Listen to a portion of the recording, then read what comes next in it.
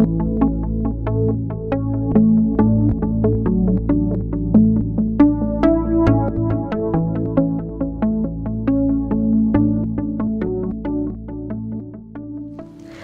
back to the U.S. Environmental Protection Agency Public Participation Guide video training program. I'm Shireen Kendall. And I'm Patrick Huber. This is Module 5, Design Public Participation to Meet Your Conditions. In this module, we will discuss key aspects of designing your public participation program. The success of any public participation program is largely determined by how thoroughly and thoughtfully it is planned. Public participation is a process of activities over time, and each of these will serve a different purpose in your overall goal of engaging stakeholders. The potential success of every individual activity is determined by the degree to which an agency effectively commits to and prepares for the entire process. At each step along the way, we want to effectively communicate the information needed by our stakeholders, build the effective relationships essential to participation, and support stakeholders in their capacity to provide us with meaningful input.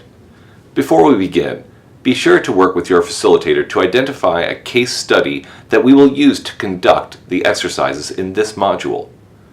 As we review the key steps in the planning process, you will stop and think about how you might apply these activities to a real case.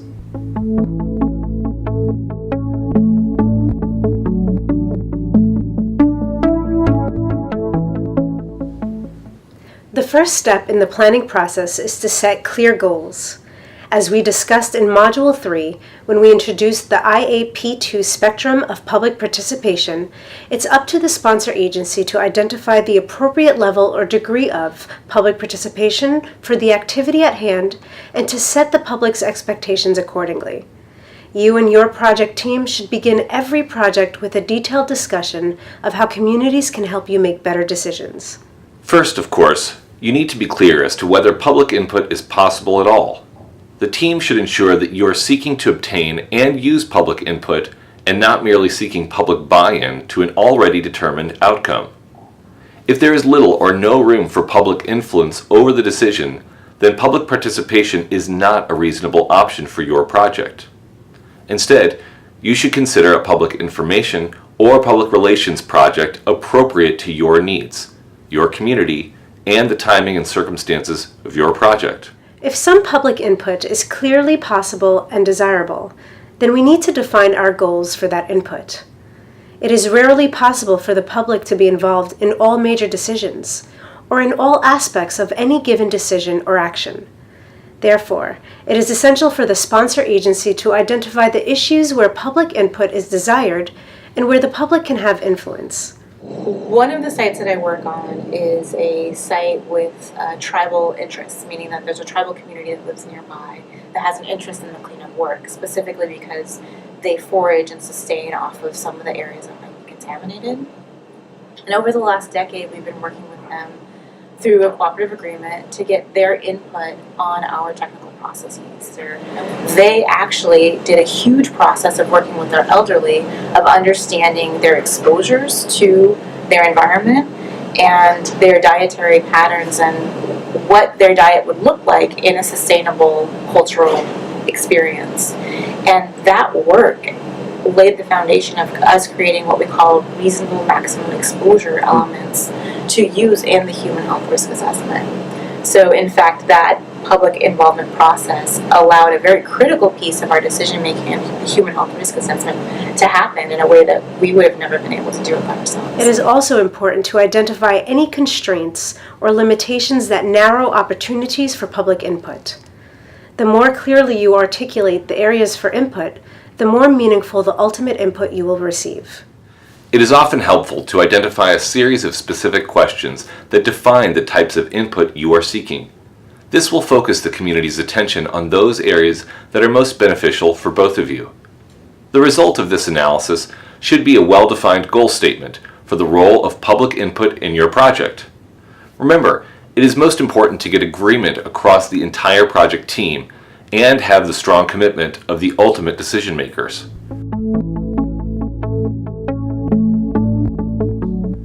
Work with your facilitator to conduct the exercise in your workbook. Think about your case study and how you might create a clear goal statement and what questions you might ask stakeholders to help focus their input.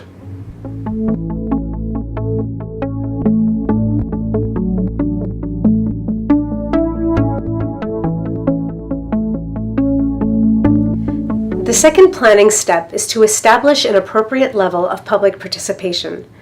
With a clear goal for public participation, we can use the IAP2 spectrum to help us identify an appropriate level of public participation. That's right, Shireen, and this is a crucial early step in the planning process. Remember, there's no right level of public participation. For each project, agencies must consider the specific circumstances, their willingness and ability to share the decision with the community, and the nature of the stakeholders' desires and needs to participate. That sounds like it can be difficult. Well, it can be, but I think we have a pretty simple way to think about it.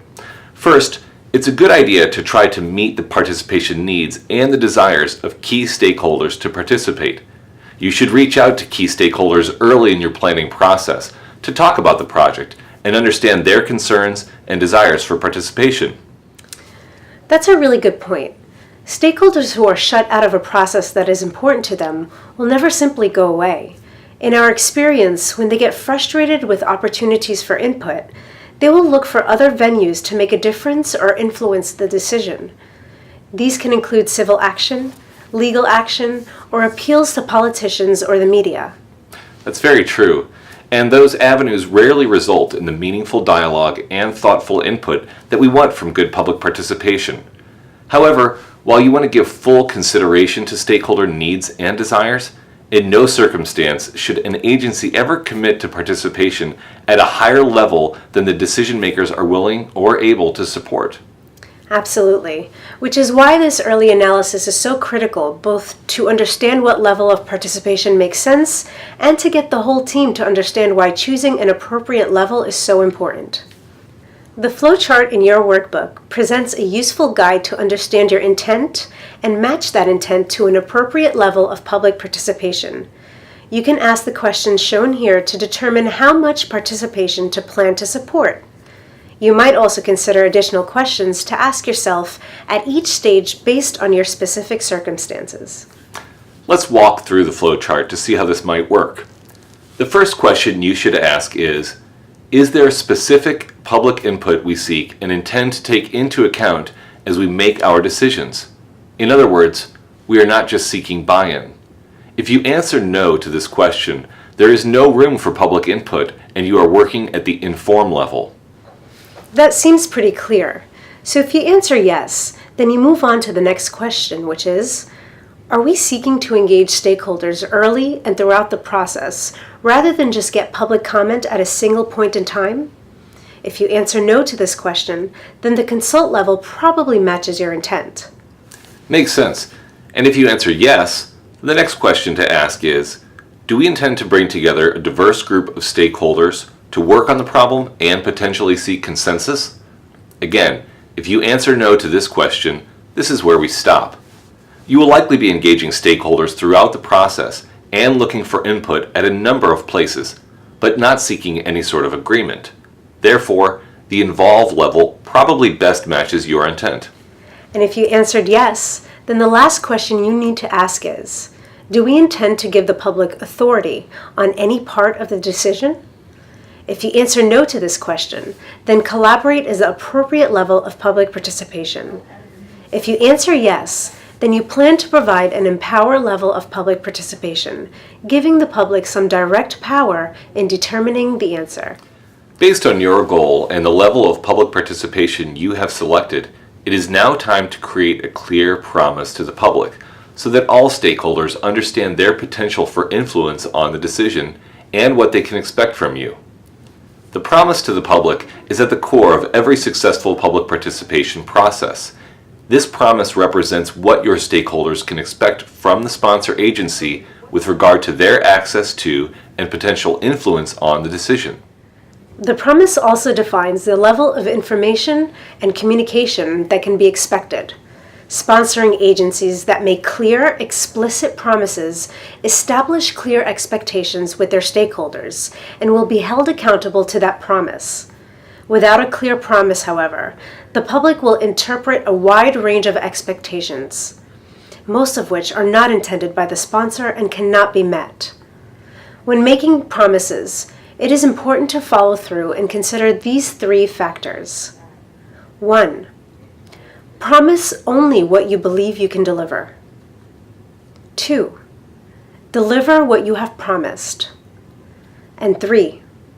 Demonstrate what you deliver by communicating effectively. Work with your facilitator to conduct the exercise in your workbook. Work through this flowchart using your case study and identify the level of participation your agency is likely to support. Based on your knowledge of this case, discuss whether this level seems appropriate for the stakeholders. If not, how might you be able to influence your organization to conduct a higher level of participation? Finally, write a promise that reflects what the public can expect from you.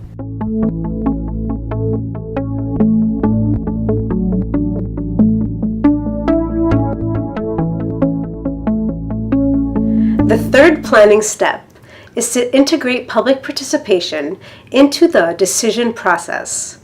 With our goal and level of public participation in place, we can now identify and align clear objectives for public participation into our decision process. In order to have clear and meaningful public participation, it is important for all stakeholders to fully understand the decision process that you intend to use. That's right, and it forms an important foundation in creating clear expectations about the public's role in the process.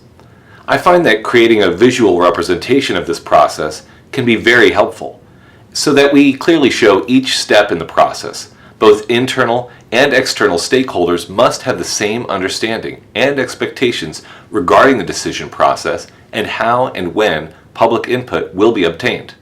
Most decision processes include a series of activities that lead up to the evaluation and selection of a final choice. Steps in a decision process often include such things as defining the problem to be solved, conducting research into issues and opportunities, identifying our decision criteria, crafting alternatives, evaluating alternatives, and finally, making a choice. Meaningful public participation requires that all of your stakeholder activities be integrated directly into the steps in your decision process. You want to set clear objectives at each step by asking yourself questions such as, what information does the public require at this step? Do we want to get public input at this step? Are there areas of agreement we want to seek? Do we need to provide feedback to the public?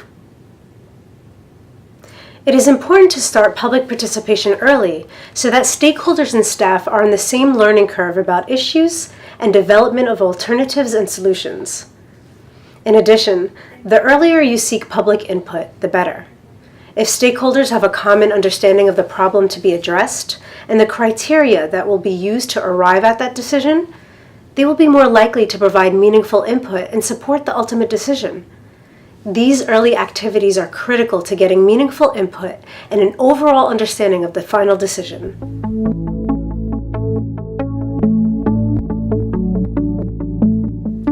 Work with your facilitator to conduct the exercise in your workbook.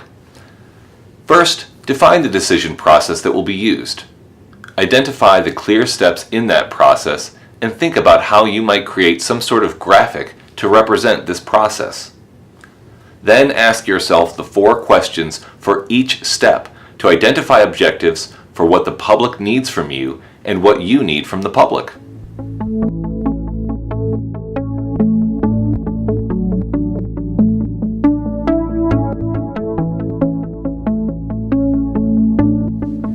In the 4th planning step, we match public participation tools to our public participation objectives throughout the process.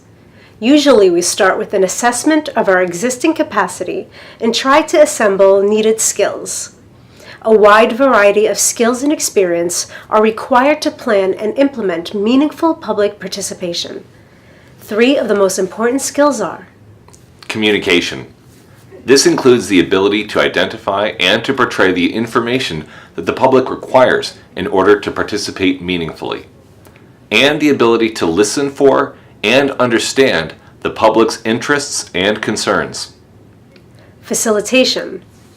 We need to recognize the importance, role, and appropriate use of a facilitative presence, managing both the overall process and specific events, and to understand who will engage to provide that facilitation. And conflict management. The ability to recognize the role of conflict in reaching a final solution and to work through and manage conflict situations. Think about the full range of skills and experience that you will need and identify the individuals, resources, organizations, and contractors that will help you to conduct the many facets of public participation and meet your promise to the public.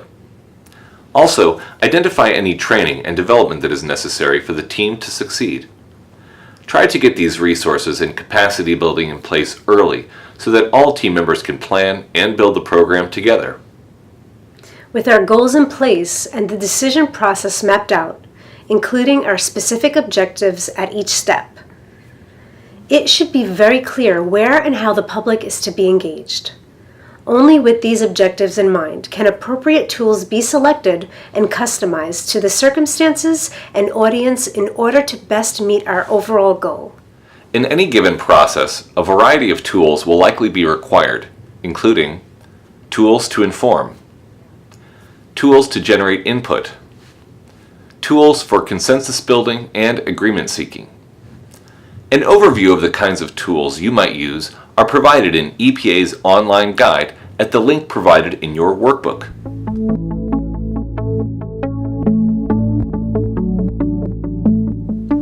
Work with your facilitator to conduct the exercise in your workbook. Consider the objectives you have created for public participation throughout your decision process and discuss the tools that might be most appropriate.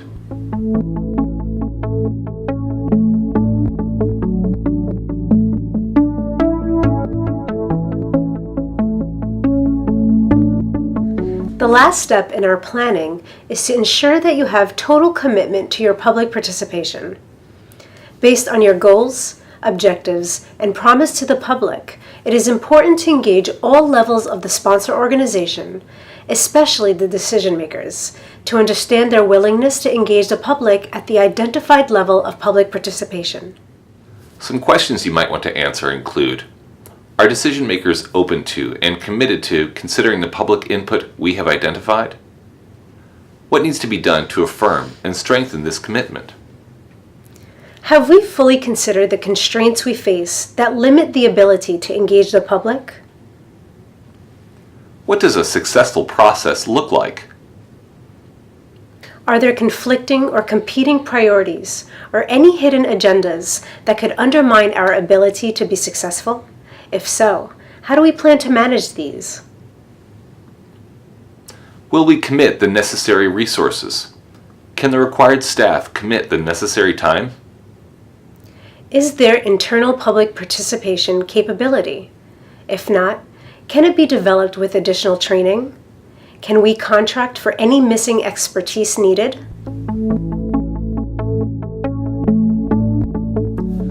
To complete this module, work with your facilitator to discuss how you might have this conversation in your organization. Who should lead this conversation, and who should be involved?